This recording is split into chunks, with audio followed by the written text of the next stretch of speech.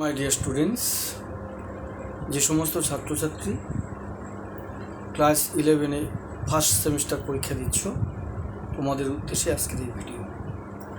তোমরা ইতিমধ্যেই দুটো পরীক্ষা দিয়েছো, বাংলা এবং ইংরেজি। বাংলা এবং ইংরেজি পরীক্ষা দুটো হয়েছে। এরপর তোমাদের পরীক্ষা রয়েছে ইতিহাস, সংস্কৃত, রাষ্ট্রবিজ্ঞান, দর্শন, সমাজতত্ত্ব,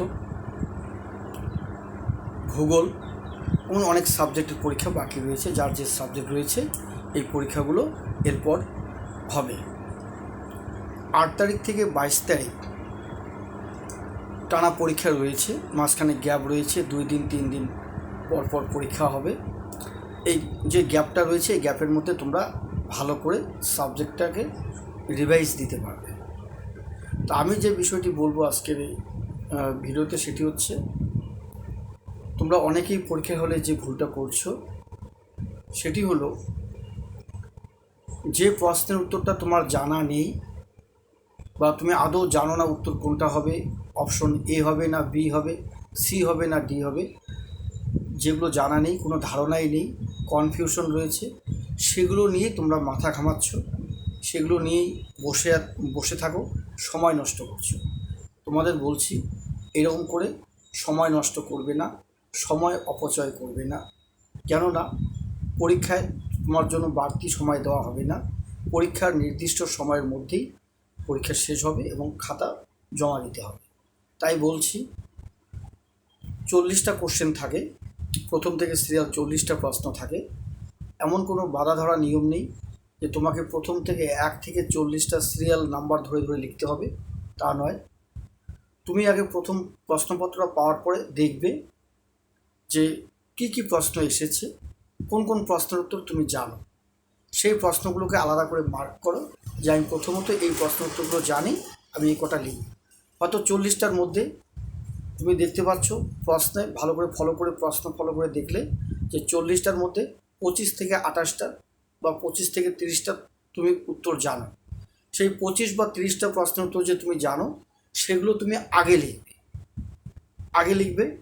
আর এই যে বাকি যে প্রশ্ন কটা থাকলো, কনফিউশন রয়েছে, উত্তর মনে পড়ছে না, এ হবে না বি হবে, সি হবে না ডি হবে, বা কোনো মতেই 4-5টার উত্তর তুমি জানো না, অপশন থেকে বের করতে পারছো না কোনটা উত্তর হবে, তোমার পড়াই নেই, ধারণাই নেই, এই ধরনের প্রশ্ন নিয়ে পরে ভাবনা চিন্তা করবে, শেষে ভাবনা চিন্তা করবে। কিন্তু প্রথমত পরীক্ষার শুরুতেই ফার্স্ট টাইমের মধ্যেই তোমরা এই সময়টা নষ্ট করবে না, সময় অপচয় করবে না।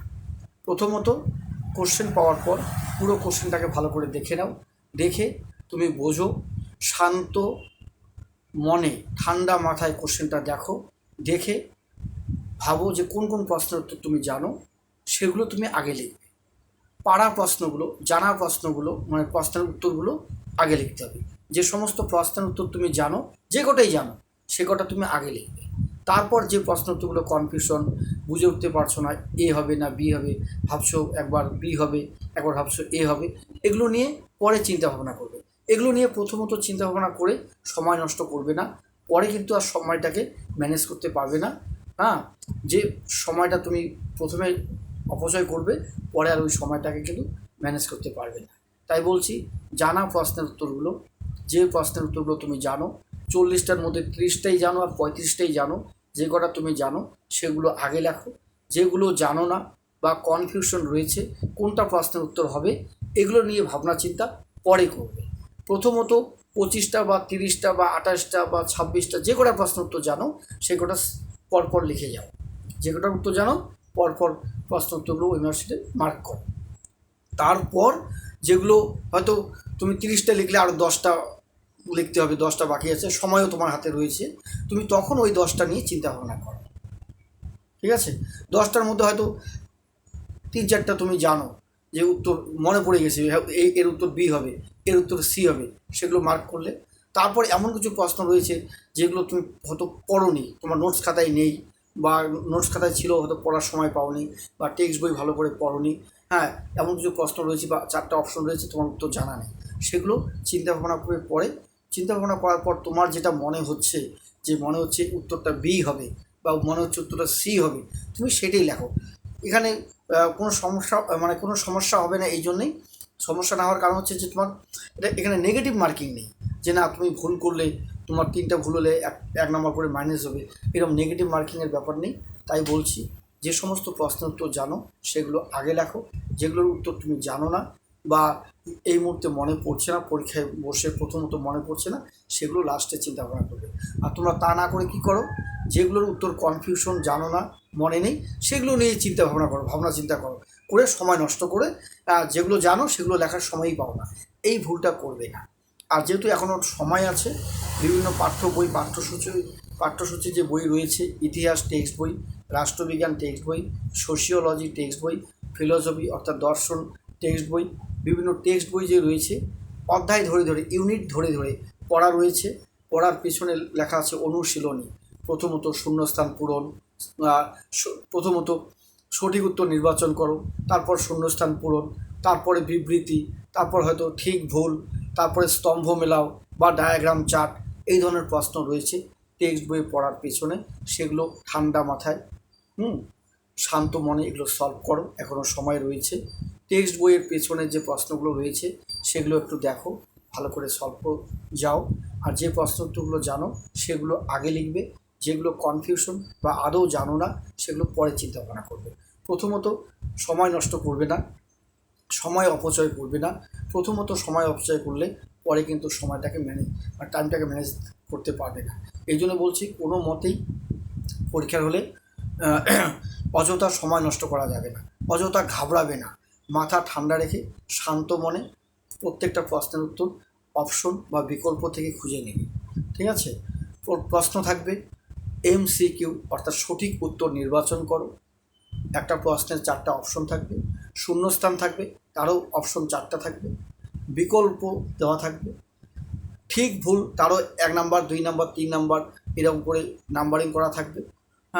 1 নম্বরে AB ঠিক, সি নাম্বার ভুল, এরকম থাকতে পারে, বা ABC ঠিক, ডি ভুল, এইরকম করে অপশনগুলো থাকবে। তারপরে স্তম্ভ মেলাও, ক স্তম্ভ, খ স্তম্ভ, ঘটনার ক্রমানুসারে সাজাও, ডায়াগ্রাম বা চার্ট। তাহলে কী বললাম? সঠিক উত্তর নির্বাচন করো, শূন্যস্থান পূরণ করো, ঘটনার ক্রমানুসারে সাজাও, ডায়াগ্রাম বা চার্ট, স্তম্ভ মেলাও, ক স্তম্ভ, খ স্তম্ভ, ডান স্তম্ভ, বাম স্তম্ভ, এই ধরনের প্রশ্ন পরীক্ষায় থাকবে। প্রত্যেকটা প্রশ্নেরই অপশন থাকবে, উত্তর দেওয়া থাকবে, সেই উত্তর খুঁজে নিয়ে লিখতে হবে। যেগুলো উত্তর একবার অপশন দেখলে তুমি বুঝতে পারবে কোনটা উত্তর, এই ধরনের প্রশ্ন উত্তর আগে করবে। যেগুলো কনফিউশন বা জানো না সেগুলো পরে চিন্তা ভাবনা করবে। প্রথমত কোনো মতেই সময় নষ্ট করা যাবে না। প্রথমত যে সমস্ত প্রশ্ন উত্তর তোমার জানা আছে তোমরা সেগুলোই করবে, পরীক্ষার হলে সময় নষ্ট করবে না। ঠিক আছে? যেগুলো ভালো তোমার উত্তর জানা আছে যে ভুল হবে না, নির্ভুল, সঠিক, কনফার্ম, শিওর, সেগুলো আগে লিখবে। ঠিক আছে? সেই প্রশ্ন দেখো, লিখতে লিখতে এমন হয়ে গেলো, দেখা গেলো তোমার 25টা হয়ে গেলো, যে এই 25টা আমার ঠিক, আমার 25 নম্বর তুমি পাবে। তার বাকি 15টা তুমি এখন দেখো, এই বাকি 15টা শেষ লাস্ট মুহূর্তে চিন্তা ভাবনা করো কোনটা উত্তর হবে, সেগুলো বসিয়ে দাও। তো প্রথম দিকে যে কটা উত্তর তুমি জানো যে হবেই, এই উত্তরগুলো আমি জানি, এই উত্তরগুলো আমি নোটস খাতায় পড়েছি, এগুলো বইয়ে পড়েছি, এই উত্তর ভুল হবে না, সেভাবে লিখে যাও। 25টা ঠিক হবে, 25 নম্বর পাবে। 30টা ঠিক হবে, 30 নম্বর পাবে। তারপরে যে এই যে 5টা 10টা যে বাকি প্রশ্ন থাকবে সেগুলো শেষে চিন্তা ভাবনা করবে। এগুলো নিয়ে প্রথমত কোনো মতেই সময় নষ্ট করা যাবে না, তাহলে কিন্তু জানা উত্তরগুলো পরে লেখার সময় পাবে না। তাই পরীক্ষায় কিন্তু সময় একটা গুরুত্বপূর্ণ বিষয়, সময়টাকে গুরুত্ব দিতে হবে, মূল্য দিতে হবে, খেয়াল রাখতে হবে। সময়ের উপর একটা নজর দিতে হবে যে আমি লিখছি কত টাইম হলো, সেটা খেয়াল রেখে পরীক্ষায় কিন্তু উত্তরগুলো করতে হবে। কোনো মতেই পরীক্ষার হলে বসে সময় নষ্ট করবে না, তাড়াহুড়ো করবে না, আগে বেরোতে হবে এমন কোনো ব্যাপার নেই, বা 1 থেকে 40টা প্রশ্ন উত্তর লিখতে হবে সিরিয়াল, তারও কোনো ব্যাপার নেই।